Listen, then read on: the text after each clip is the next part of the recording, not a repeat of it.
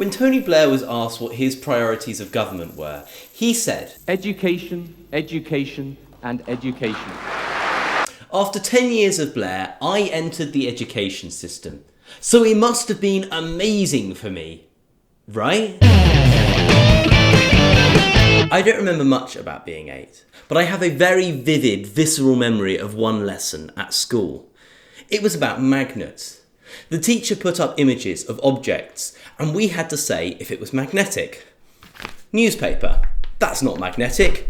Screwdriver, that's magnetic. Cat, that's not very magnetic. 2p coin. And I said, magnetic.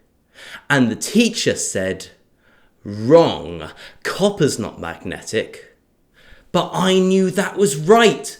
I knew that 2p coins were magnetic. I didn't know why. I didn't know that in 1992 the UK changed the composition of 2p coins from bronze to copper-plated steel. But I did know that when I was playing with my magnet set, I could stick a 2p coin to a magnet, and when I went home that night, I lined up all my 2p coins in order of age, and I discovered that all the coins made before 1992 were not magnetic, and all the coins made after were. And I brought this experiment to school the next day to show my teacher, and she didn't give a shit. Of course she didn't. She barely knew me. How could she in a class of 30-something kids? This is my Year 3 report from that very same teacher. I read it now, and it is all boilerplate, copy, paste, find and replace. I don't even recognise who this thing is about. Let me read some of this to you. Matthew contributes to class discussions when he feels confident. He is better at giving his point of view during group work, but he must learn not to be overpowered by more dominant characters. God, I was the main character in the school play a year prior to this. I have never been shy or reserved. So who was this woman talking about? Well, this is my Year 4 report. A year later, every single page is about me. Every teacher involved in writing this knows me. I mean, look at the difference.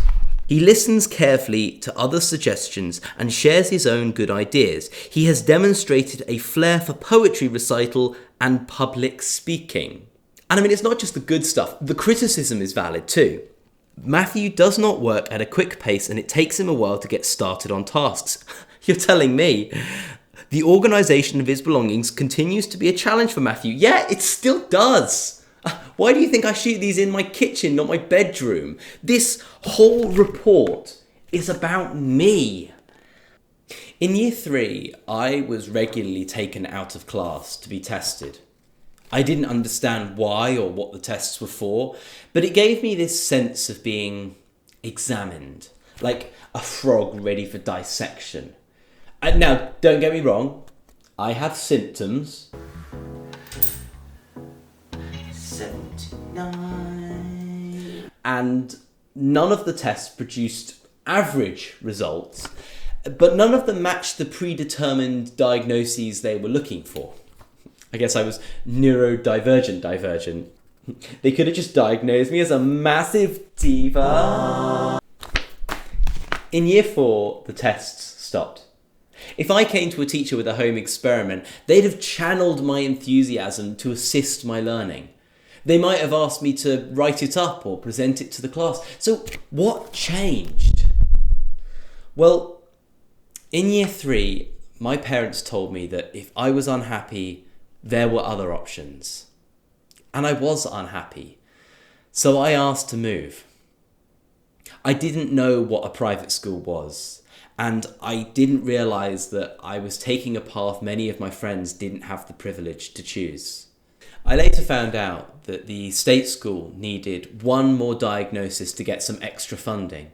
And they had thrown the whole book at me. I know how helpful a diagnosis can be to some people. I have a disproportionately neurodivergent friendship group. But building an entire education system where you incentivize schools to diagnose children, where people are boxed up and treated as their label demands, where we mechanize the process of teaching like a Henry Ford production line, it does not work.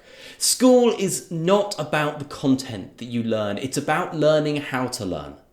A topic that a student is fixated on, that is gold dust to a teacher. And it's so frustrating when you see how simple the solution is. A class of 15 works. A class of 30 doesn't. And the only difference is funding.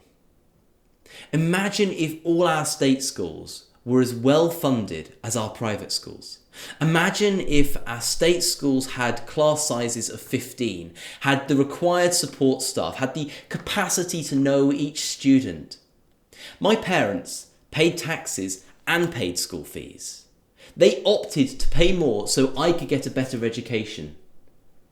If our state schools were better, I think a lot of people would be willing to pay more tax if it meant they get to live in the UK and they get access to our education system. Not that taxes fund public spending, but tax might be needed to soak up the excess money and prevent the inflation. I know what education looks like when it's funded well and funded unconditionally. And I know what it looks like when it isn't. Just imagine if we had a government who were bold enough to say education is worth investing in. Imagine a Prime Minister whose priorities really were education, education, and education.